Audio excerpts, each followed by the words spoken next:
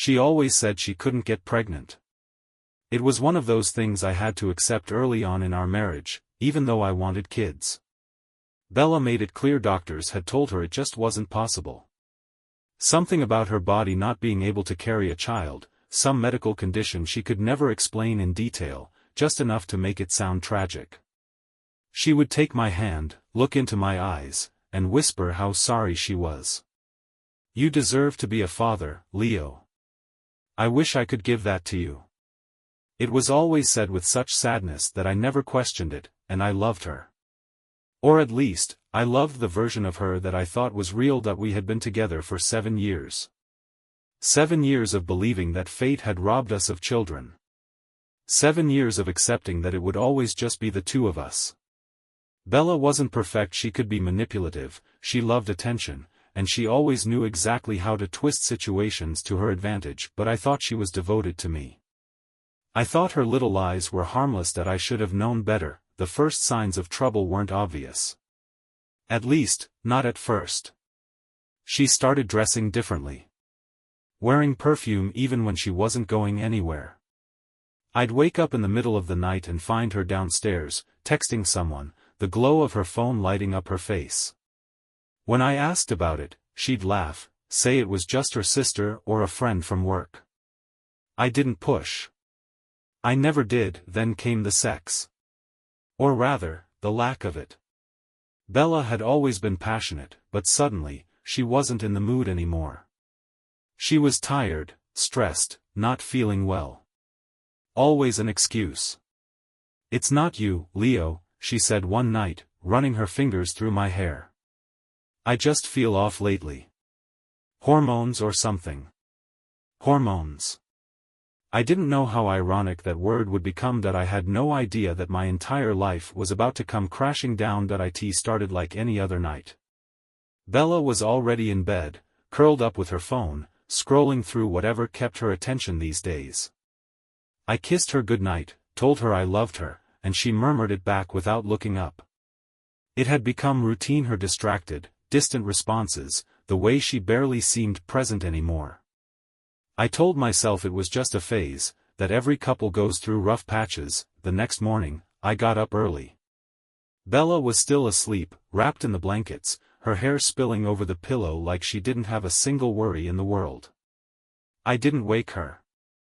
I just grabbed my phone, threw on some clothes, and went to the bathroom. That's when I saw it first. I didn't think anything of it, a plastic stick lying on the edge of the sink, half hidden under a crumpled tissue.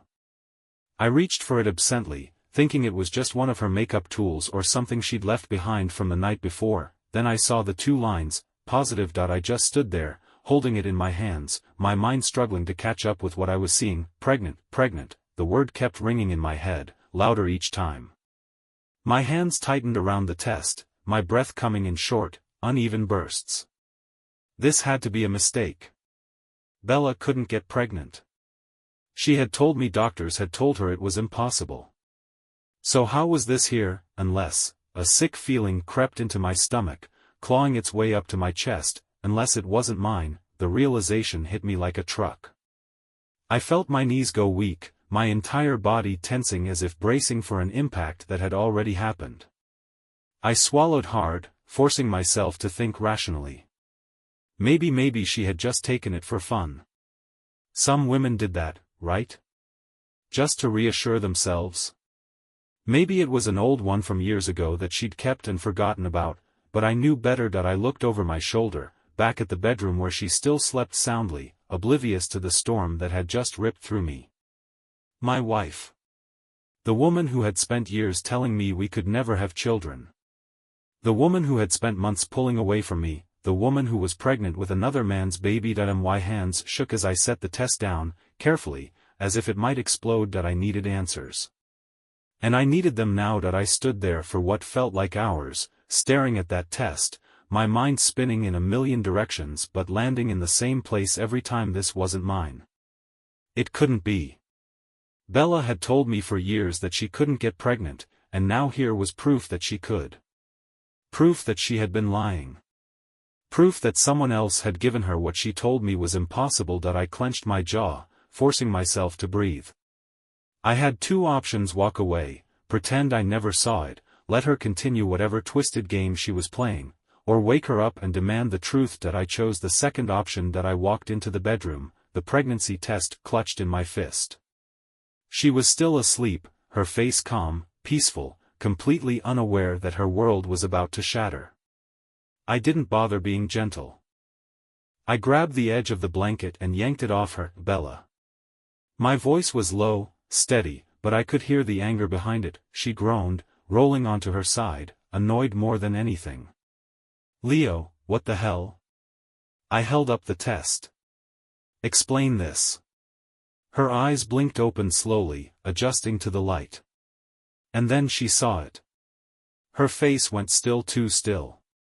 A normal person, a faithful wife, would have been confused. Would have asked what I was talking about. But Bella? Bella's face barely changed. I saw the flicker of something: shock, maybe, or the calculation of how to twist this in her favor. But then she sat up, ran a hand through her hair, and gave me the laziest, most unconcerned expression I'd ever seen. Leo, put that down, she muttered. Put it down?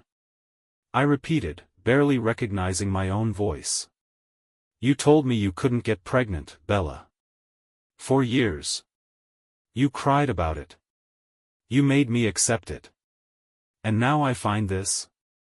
I shook the test for emphasis, my fingers gripping it so hard they hurt. Who's the father? She scoffed, stretching like I had just interrupted her beauty sleep for something ridiculous. I don't know what you're talking about. Don't do that, I snapped. Don't lie to my face. She sighed like I was exhausting her. Leo, I took a test. Big deal. It's probably wrong. My stomach twisted. Even now, even caught red-handed, she was trying to slither her way out of it. Then why didn't you tell me? If you thought you were pregnant, why didn't you come to me? She hesitated for a fraction of a second, just a fraction, but it was enough. That's what I thought, I said, my voice colder now. Bella swung her legs over the side of the bed and stood, brushing past me like this was some minor inconvenience in her day. I don't have to explain every little thing to you, Leo. You're overreacting. Overreacting? I let out a humorless laugh. You told me for years that you couldn't have kids. And now, somehow, you're pregnant? With whose baby, Bella? Because it sure as hell isn't mine. She froze. Just for a second. Then, slowly, she turned back to me, her face carefully composed. You're being ridiculous. No, I said, stepping toward her, refusing to let her dodge this. I'm being a husband who just found out his wife is a liar. So go on, Bella. Keep lying. Tell me how this is all some misunderstanding. She crossed her arms, her eyes narrowing. Maybe it is yours. I laughed in her face. I couldn't help it. We haven't had sex in months. Her lips parted slightly, just a brief flash of panic before she caught herself. Checkmate. Her mouth opened, closed, then opened again. I could practically hear the gears turning in her head, trying to find a way out, trying to mold the situation into something she could control. That I was done giving her that power. That I turned and walked out of the bedroom, grabbing my keys off the counter. Where are you going? She called after me. That I didn't answer. Because I knew that if I stayed in that house 1 second longer, I might do something I'd regret. That I needed air. I needed space. I needed to figure out what the hell I was going to do next. But one thing was certain, this wasn't over. I drove without a destination. My hands were tight on the wheel, my mind an endless loop of her face, her voice, her damn indifference. Bella wasn't just lying, she wasn't even trying to hide it. That was the part that made my stomach churn the most. She wasn't afraid. She wasn't sorry. She wasn't desperate to convince me that I had it all wrong. She was calm, because she thought she still had control. That I wasn't going to give her that anymore. I pulled into a parking lot, my fingers drumming against the steering wheel. I had nothing, no proof, no names, nothing but a positive test and a gut feeling that my wife had been sleeping with someone else for a long time. That I needed proof. That I reached for my phone and scrolled through our phone bill. Bella and I shared a plan, and I had never thought to check it before. Why would I? But now, as I stared at the call logs, my heart started to pound. One number, over and over again, late at night. Early in the morning. Sometimes, for hours. I copied it into my search bar, but nothing came up. No name.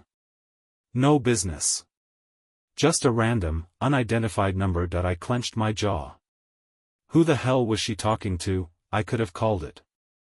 I could have pressed that button and heard the voice of the man who had wrecked my marriage, the man who had given my wife the child she swore she could never have, but I wasn't going to do this over the phone. I was going to find out exactly who he was, and I was going to make sure Bella knew that I wasn't just going to roll over and accept this. I got home just after dark. Bella was in the kitchen, sipping a glass of wine like nothing had happened, her nails tapping against the counter. She looked up when I walked in, raising an eyebrow. "Oh, so you're back?" she said, like I had just gone for a walk to cool off. I didn't answer. I just leaned against the doorway, watching her. She sighed, setting down her glass. "Leo, you're acting insane. It's a test. It could be wrong. You're making a huge deal out of nothing." I let out a slow breath. "Then prove it." She frowned. "What? Take another one. Right now." Her fingers tightened around the stem of her glass. "You're serious? Dead serious?" She scoffed, shaking her head. "This is ridiculous." "Then prove me wrong."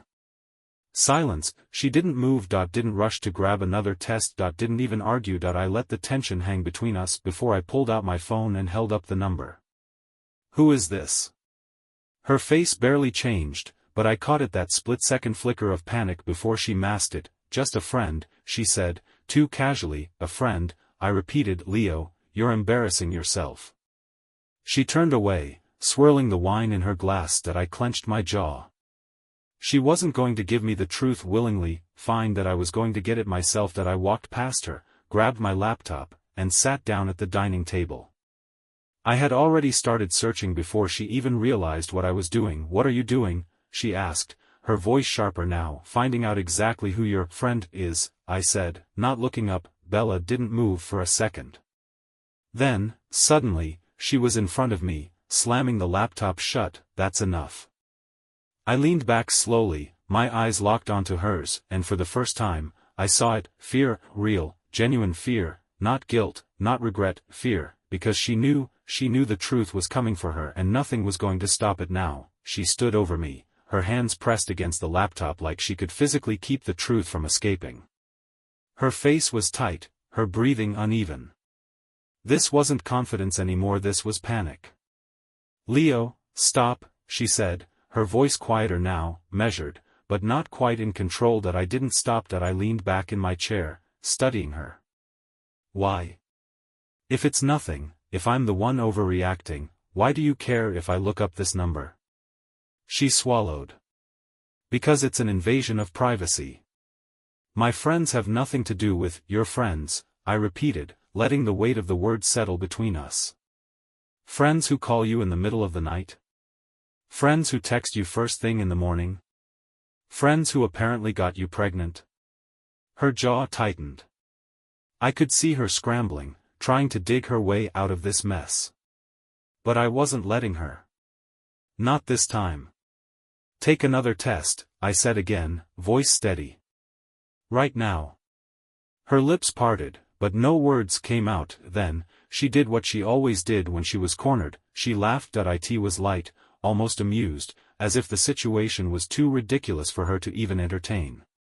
"Leo, you're being crazy right now. I can't believe how paranoid you're acting."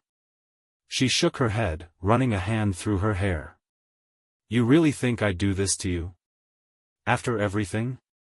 "Yes," I said without hesitation. The laughter stopped. A flicker of something, shock, anger, maybe even guilt crossed her face. For the first time in our marriage, I saw her realize that I wasn't playing her game anymore. That I wasn't the same man she had spent years manipulating with soft words and half-truths, and I could tell it scared her. "You don't trust me," she said, a little quieter now. "Not anymore," I said. She crossed her arms, pressing her lips together like she was thinking. Then, suddenly, she let out a dramatic sigh and turned toward the bathroom. "Fine," she muttered. "I'll take another damn test if that's what it takes to shut you up." I didn't say anything. I just watched her go, my gut tightening because I already knew the result. The test sat on the bathroom counter between us. Two clear, undeniable lines, positive, Bella was pregnant. Again, she stared at it like it was a betrayal. Like the stick itself had ruined her perfectly crafted lie. I exhaled slowly. "So? Still think it's wrong?" She didn't answer. I turned to her. "Tell me the truth, Bella. Right now. Who's the father?" Her lips pressed together so tightly they turned white, and then, like a switch flipping, the act came back, her face softened, her eyes welling up with tears. "Leo," she whispered, reaching for my hand, "I don't know what's happening. I thought I couldn't get pregnant. I swear. I wouldn't lie to you about something like this."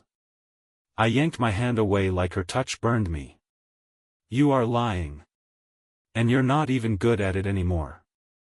Her face twisted, and for a second, the mask slipped. I saw the anger flash in her eyes, the frustration of not being able to manipulate her way out of this. Then, just as quickly, she steadied herself. "Fine," she said, crossing her arms. "Believe whatever you want. But if you keep acting like this, you're going to push me away." I almost laughed. Push her away? Like she wasn't already gone, she picked up the test, staring at it like it offended her.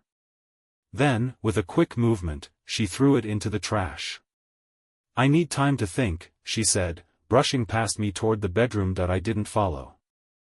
I just stood there, staring at the test in the trash, at the proof of everything she had done. She thought she still had time, she thought she could control how this played out. She had no idea that I was already planning my next move. Bella thought she could walk away, disappear into our bedroom, and buy herself time to come up with another lie. But I wasn't giving her that luxury. I sat back down at the table, opened my laptop, and pulled up the phone records again. The number was still there, over and over, staring me in the face. I copied it into a reverse lookup site and hit search. A few seconds later, the results loaded and my blood turned to ice. The name wasn't familiar. But the company was Westgate Financial. Bella worked in finance. I had heard her mention that name before, in passing, but I had never paid attention. I thought it was just another client, another business dealing that had nothing to do with me. I was wrong. I opened another tab and searched for the name linked to the number. The first result was a LinkedIn profile, Daniel Carter. His picture was right there, a man in his 40s, sharp suit, clean-shaven, the kind of guy who looked like he'd never heard the word no in his life. The kind of guy who probably loved taking things that didn't belong to him. I stared at his face, feeling something hot and ugly rise in my chest. This was him. This was the man who had been calling my wife in the middle of the night. This was the man who had done what I never could, gotten her pregnant. I leaned back in my chair, exhaling slowly. All right, now I had a name. Now I had a direction. I didn't say much to Bella when I left the house. She barely looked at me, pretending to be on her phone, probably waiting for her mystery man to text her so she could start spinning her next excuse. She had no idea where I was going. I drove straight to Westgate Financial, my hands gripping the wheel the entire time. My heartbeat was steady. Too steady. I wasn't even angry anymore. I was just focused. The receptionist gave me a polite smile when I walked in. "Do you have an appointment?" "No," I said. "But I need to speak to Daniel Carter. It's important." She hesitated. "He's in a meeting right now. Would you like to wait?" I glanced past her, down the hallway where the glass offices lined the walls. And then I saw him, Daniel Carter. Sitting at a conference table, laughing with his colleagues, looking like a man without a single regret. Something in me snapped that I didn't wait. I walked straight past the receptionist, ignoring her protests, and pushed open the conference room door. the room went silent. Daniel looked up, frowning. "Can I help you?" I shut the door behind me, slowly, deliberately. "You don't know me," I said, my voice calm. "But you know my wife." A flicker of recognition crossed his face, and for the first time, I saw something I hadn't expected: panic, not confusion. Not arrogance, panic, because he knew exactly who I was, and now, he knew that I knew. The room was silent, that I could feel all eyes on me, the weight of confusion, tension, and something else, something Daniel Carter couldn't quite hide. He had been caught. And he knew it. Slowly, he leaned back in his chair, adjusting his tie like this was some minor inconvenience in his day. "I'm sorry, who are you again?"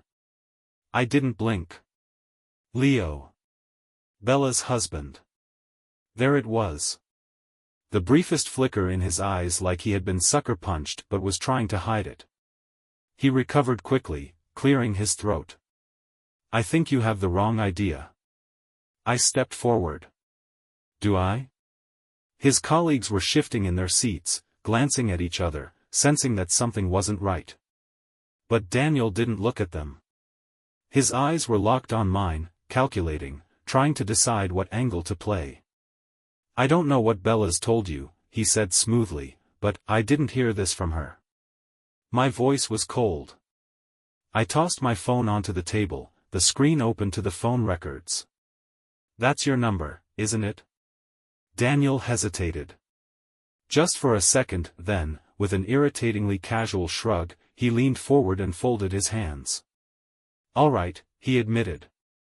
"Yes, Bella and I are close. We've worked together for a long time. But whatever you think is happening, she's pregnant." I hadn't meant to say it yet. I had planned to drag him a little further, watch him squirm. But the words just came out, and when they did, I saw something in his face crack, his fingers twitched. His mouth opened slightly, and then he looked away. That was it. That was all I needed. "You already knew," I said, my voice quieter now. Daniel rubbed his jaw, exhaling slowly, like he was trying to figure out his next move. He still hadn't denied anything. He wasn't even trying to. "Who else knows?" I asked. That he looked up at me, something cautious in his expression. "What do you mean?" I gestured around the room. "Your colleagues. Your wife."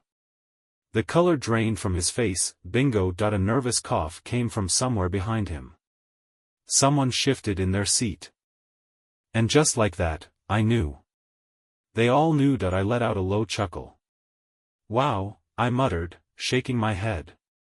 "This isn't just some little secret, is it? You've been screwing my wife long enough for everyone to know about it." "Leo," I slammed my hands on the table, making everyone jump. "Don't say my name." Silence. Daniel swallowed hard. I leaned in, my voice steady. "Here's what's going to happen. You're going to tell Bella I came here.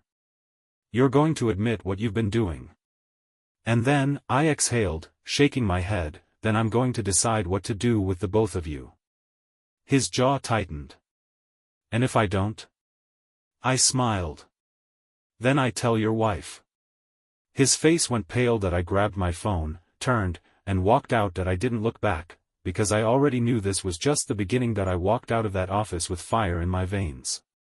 Daniel Carter wasn't just guilty, he was scared. And that told me everything I needed to know. He had spent God knows how long sneaking around with Bella, covering his tracks, thinking he was untouchable. But now? Now, he knew his perfect little secret life was about to go up in flames, and I was holding the match that I got in my car, gripping the wheel so hard my knuckles turned white. I could have gone home. I could have stormed through the door, shoved the truth in Bella's face, and watched her try to wriggle her way out of it, but that would be too easy. No, Bella needed to feel what I felt. She needed to live in the uncertainty, the panic, the helplessness. So, instead of going home, I went to her. I parked down the street, waiting. Watching. I knew her schedule. She always left for lunch around this time, always with her phone in hand, always too distracted to notice much of anything, and right on time, she stepped out of the building, her heels clicking against the pavement, her sunglasses perched on top of her perfect, lying face. That I stepped out of my car, took a slow breath, and called her. She answered on the second ring. Leo? Hey, sweetheart, I said, keeping my voice calm. Too calm. Busy? She hesitated. I'm at work. Why? Liar. I walked toward her slowly, watching her in real time as she paced down the sidewalk, her free hand adjusting the strap of her bag. She had no idea I was right behind her. You haven't been honest with me, Bella. She stiffened. Just slightly. What are you talking about? I let the silence stretch. She slowed her pace. Checked over her shoulder, and that's when she saw me. Her entire body went rigid. I smiled, her phone lowered from her ear, but I kept talking. You look nervous. Something wrong? She forced a laugh, her face quickly rearranging itself into that sweet, innocent expression she always used when she was caught in a lie. Leo, you're acting weird. I nodded. I paid Daniel a visit. The blood drained from her face. I watched her throat move as she swallowed, her fingers tightening around her bag. But even now, even when she knew the walls were closing in, she still tried to play the game. Daniel? From work? Her voice was light, curious, as if the name barely meant anything to her. You know exactly who I'm talking about, I said. She licked her lips, searching for something, anything to throw back at me. But I could see it in her eyes. She had nothing. I took a slow step forward. Want to hear something interesting? When I walked into his office, he looked like he had seen a ghost. You should have seen how fast the color drained from his face. I let that sink in. That's funny, don't you think? Why would a coworker react like that? She forced a tight smile. Leo, you're overthinking things again. Right. Just like I overreacted about the pregnancy test. Her smile faltered, she exhaled sharply, tilting her head back like she was so exhausted by my behavior. I told you I was going to explain everything. You didn't give me a chance. You had years to be honest with me, I said. You chose not to. She went silent. The mask was slipping. I saw the frustration, the anger bubbling beneath the surface. Bella had spent so long controlling the narrative, bending reality to fit her version of the truth, and now, piece by piece, it was crumbling. She hated it. You don't understand, Leo, she said suddenly, her voice softer, coaxing. This isn't black and white. You're jumping to conclusions, but I laughed. I'm not jumping to anything, Bella. I walked straight into the truth. Her jaw clenched. Good. Let her feel it. I let the silence stretch, waiting for her to say something, anything.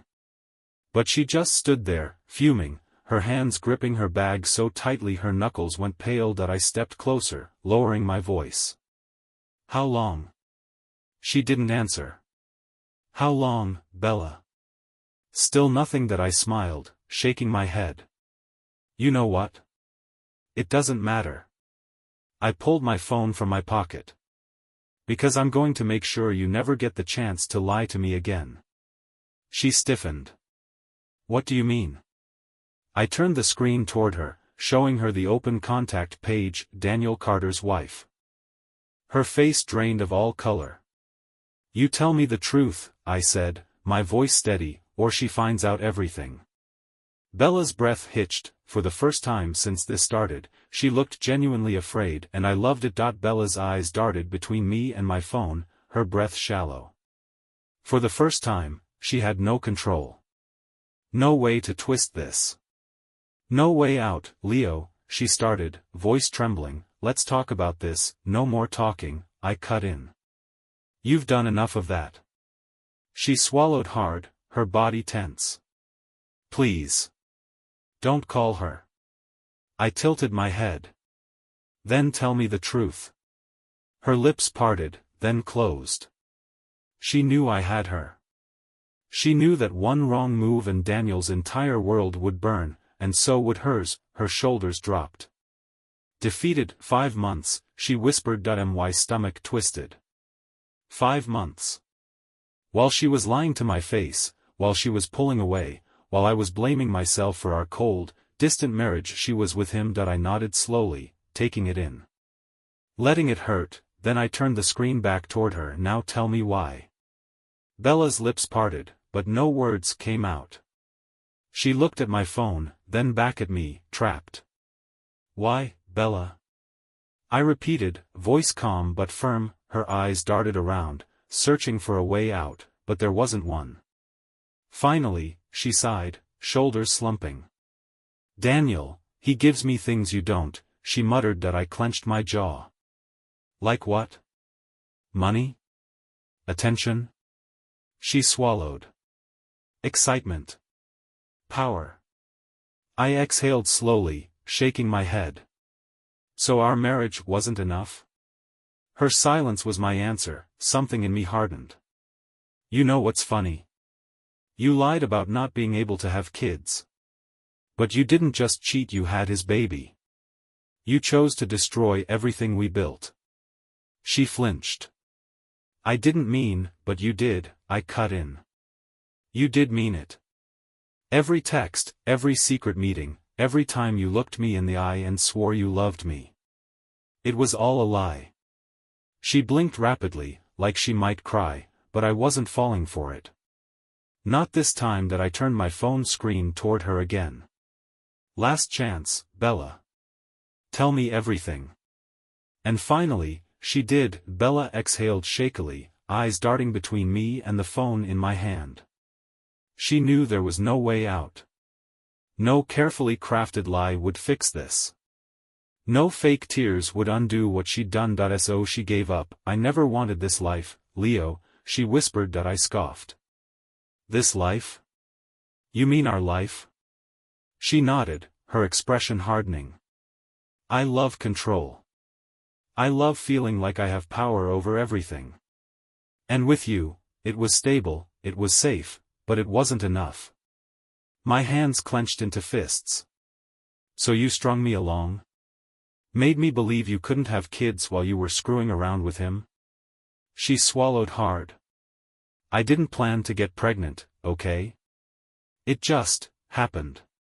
I let out a bitter laugh. Right.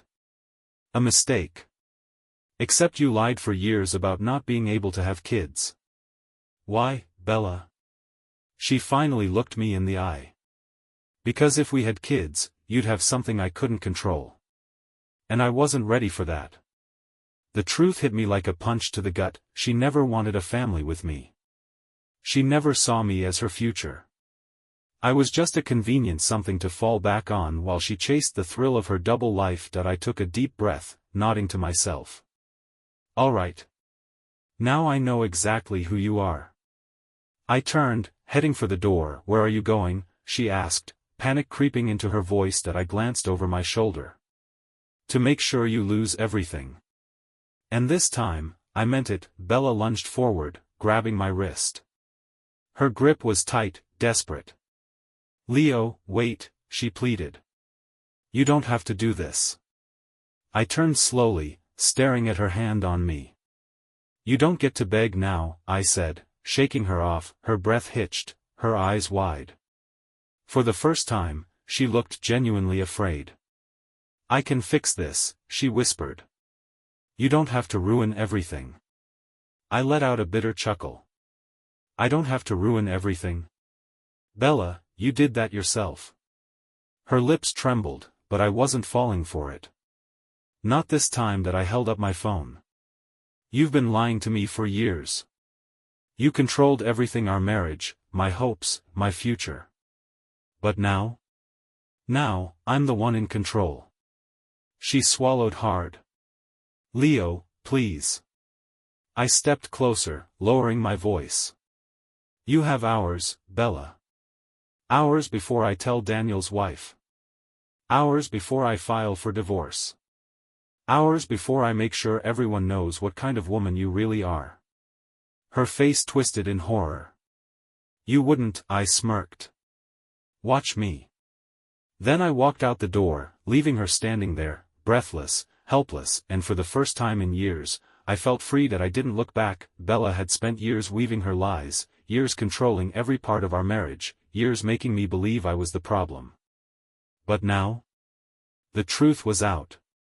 And the moment I stepped out of that house, she lost the one thing she valued most. Control. That I got in my car, pulled out my phone, and dialed the number, Daniel Carter's wife. The phone rang twice before a woman's voice answered. Hello? I took a slow breath. Hi, Mrs. Carter. My name is Leo, and I think we need to talk. It's about your husband. Silence. Then a sharp inhale. What about him? I leaned back in my seat. He's been sleeping with my wife. And she's pregnant with his child. A shaky breath. A pause. Then, a quiet, trembling, are you sure? I could hear the pain in her voice, the disbelief. I knew that feeling too well. But I wasn't going to soften the blow. Bella and Daniel had made their choices. Now, they were going to face the consequences. I have proof, I said. And I'm willing to share everything. The silence stretched again, then, finally, a cold, steady response. Where can we meet? A grim smile crossed my lips. Bella thought she could manipulate her way out of this. Daniel thought he could hide, but now? Now, the real storm was about to begin. The meeting was set. A quiet cafe, neutral ground. Daniel Carter's wife Sophia, as I learned, agreed to meet me within the hour that I arrived first, scanning the room, hands steady, mind focused. I wasn't nervous. I wasn't second-guessing myself. This wasn't about revenge anymore. It was about justice. When Sophia walked in, I knew instantly she wasn't some fragile, naive woman. She was sharp. Controlled. The kind of person who didn't fall apart in public. But when she sat across from me, her fingers trembled slightly against her coffee cup. Show me, she said. That I unlocked my phone, sliding it across the table. The call logs. The messages. The pregnancy test. Every undeniable piece of evidence that her husband had been living a double life. She scrolled in silence, her jaw tightening, her breath coming in slow, controlled exhales. Then, finally, she set the phone down and looked up at me. Thank you for telling me, she said. That I nodded. I figured you deserved the truth. Unlike them, I don't lie. A bitter smile touched her lips. Neither do I. She reached for her purse and pulled out a neatly folded envelope. I've been suspicious for months. Had a private investigator follow him. I was waiting for confirmation before I made my move. She slid the envelope toward me, curious. I opened it. Inside were photos. Daniel and Bella together, entering hotels, kissing in a parking garage, standing a little too close in restaurants. Some dated back 6 months. That I let out a low breath. You knew. I suspected. She leaned back in her chair, watching me carefully. I wanted proof before I ruined him. I exhaled, setting the photos down. So what now? A pause. Then, a quiet but firm response. Now, we destroy them. For the first time in this nightmare, I smiled. Bella thought she had won, Daniel thought he was untouchable. They were both about to learn otherwise, and I was going to enjoy every second of it. Bella thought she could lie her way out of anything. Daniel thought his money and power would protect him. But neither of them saw this coming. Sophia and I spent the next 24 hours setting everything in motion. She had the resources, the legal connections, the strategy. I had the anger, the motivation, and the final pieces of proof. Together, we built the perfect storm. The first blow landed the next morning. Daniel walked into his office to find the board waiting for him. Sophia had sent copies of his infidelity to his partners, tying it directly to financial misconduct, trips, expensive gifts, business funds, misplaced, in personal expenses. Within hours, he was suspended. His reputation? Shattered. His career? Over. But Bella, she was next. She came home late that evening, heels clicking against the floor, a forced smile on her lips. She thought I was still under her control. She thought she could still talk her way out of this until she saw the papers on the table. Divorce, her smile faltered. Leo, I know everything, I said, voice cold. And I'm done. Her eyes darted to the papers, flipping through them, panic rising in her face. I had been careful. Thanks to Sophia's help, Bella would get nothing. No house. No money. No sympathy. You can't do this, she whispered that. I laughed. I just did. She looked up at me then, realizing for the first time in years that she had lost, the woman who spent years lying to me, controlling me, manipulating me into believing I was the problem, had finally lost control. That I grabbed my keys, walked past her, and stopped at the door. You deserve this, I said simply. Then I left. That I didn't look back. That I didn't need to, because Bella was finally paying for her lies, and I was finally free.